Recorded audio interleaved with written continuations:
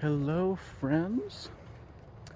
I'm here, and I've been here in Fort Collins for a little over a week, and I'm honestly really seeing this place where I was absolutely trapped all through middle and high school with new eyes.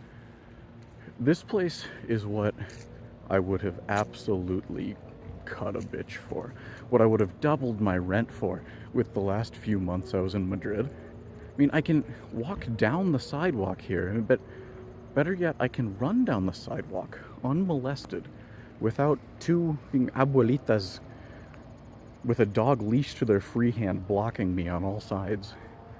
There's so much green space here.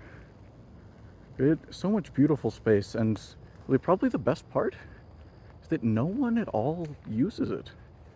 I don't know where anyone is, and I love it. I'm honestly a little embarrassed for how many years I've spent bemoaning coming back to stay here for the lack of anything going on. And now I get back, and it's really just so lovely to have a bit of open space and no bullshit between me and said space. So, while I've been here with nothing going on, I'm leaning whole hog into routine building. As cringy as you like. I've become a data junkie in the last 2 weeks, and I'm in pretty deep. I'm recording my recipes, meal times, my runs, my blood sugar, ketones.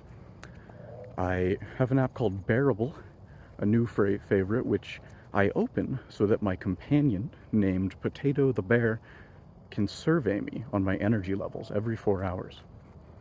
I've paid for a minimalist Android launcher that tracks and hides distracting apps. I've started listening to an audiobook called The Power of Habit. And honestly, I'm loving the shit out of it. All of that has given me some really positive things to focus on, and given me some frameworks to dislodge myself from my own head, which I've greatly, greatly needed. The past couple weeks, there have still been some really rough days, rough half days, rough mornings, and there will be a few more of those, but I have signals. That taking my situation very, very seriously is giving me some results, and that excites me. I've had a bit of a hierarchy in my head for a while this year, a list of thresholds that I want to hit in order to feel healthy. Up until now, I feel like I really like to say it, but have not been able to take it but so seriously. And this is the first time where I really feel like it's setting in, which is cool. And that list of thresholds is, first, take care of my sleep. And then, once I'm sleeping properly, take care of the food. And then, if I'm confident I have the food, then I take care of the exercise. Then, once I've got all that running on track, then start to think about things like my romantic relationship. And then the finances. And then, if everything's good, established a good base, then we look at intellectual pursuits and social life. And serializing all of those one by one is quite an oversimplification, but oversimple is really, really what I want at the moment. It's also a wildly different list ordering than what I would have presented last year. The two big takeaways from this new list so far. One, it makes me interested in discipline in a way in which I haven't really felt before. And if I'm focusing on honoring this list in order, then it means that I will just not get my paid work done for the week sometimes, because Christina wanted to chat for an extra hour, which is great. It means that maybe I just won't take a call from Christina that I've been very much looking forward to, if that means I would miss my run for the evening. It means skipping my run for the evening if I know I need to do meal prep instead for the next few days. And it means wasting a bunch of money on takeout that I don't want for a day or two if I needed to sleep instead of cooking. And all that means, with most difficulty for me, not hating myself when I let people down the chain from work, family, or elsewhere, because I'm taking my sweet time up at the top of the list, napping, chewing on a fucking raw beet salad for 40 minutes instead of answering messages.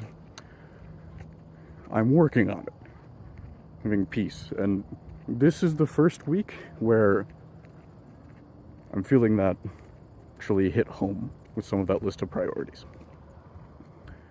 The second thing, re that list, is, of course, social life doesn't occur till a ways down there. And I'm still grossly neglecting social interaction in the name of self-improvement. I'm a little ashamed of that. I'm still not used to that. I've made absolutely no plans in Colorado for this month, outside of a picnic lunch with my mom. 2 old friends have reached out, to whom I have not bothered to respond. Eventually, that neglect is not going to be healthy.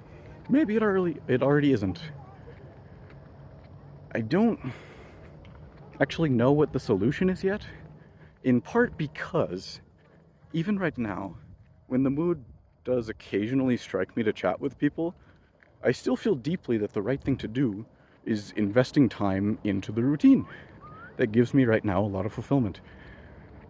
And I haven't even started my master's degree, which starting next week is going to zap 20 hours a week from I don't know where in the midst of all this. I'll get there. I think we'll build up, but shooting the shit with everybody, like in the good old days, is something from this point I feel like I need to earn and build up to. And everybody try to be patient with me. Oh yes, classes start in a week, which is awesome. I'm gonna be so in over my head, and at least academically, that's right in my sweet spot. I'm really excited. I'm signed up for 4 classes for Principles of Biochemistry, Intro to Nutrition, Chemistry of Nutrients, and Food Microbiology and Safety. I really have not much sense of what the difference between any of those is. We'll see. And this Wednesday, coming up in a few days, I'm going to pop over to Chicago for my visa appointment. Just for the day. I really don't want to make an adventure of it. Which means, following that, good or bad, they'll have to give me my passport back a few weeks from now. And with a long-term visa or not, I get to go back and see Christina in Vigo, which I'm so excited for. She's been so compassionate and patient with me. A tid pushy when I needed it. I miss her so much. We're back to talking about cute stuff and doing sweet things for each other, giggling when I really don't understand why, talking about all the kick-ass adventures we're going to have when I get back, and that's all much more in my wheelhouse again. The main thing I'm sad to leave here, Fort Collins, beyond runs and podcasts on the sidewalk in peace, is my mom. She's put up with so much of me being an unsociable, mopey worrywart. I mistimed this a little bit. I'm now try to make it end before I cross the big street. So I just want to make you all cross the big noisy street with me. I don't know. I'll just turn around. It was so much prettier that way. Okay. Wait, yeah, my mom.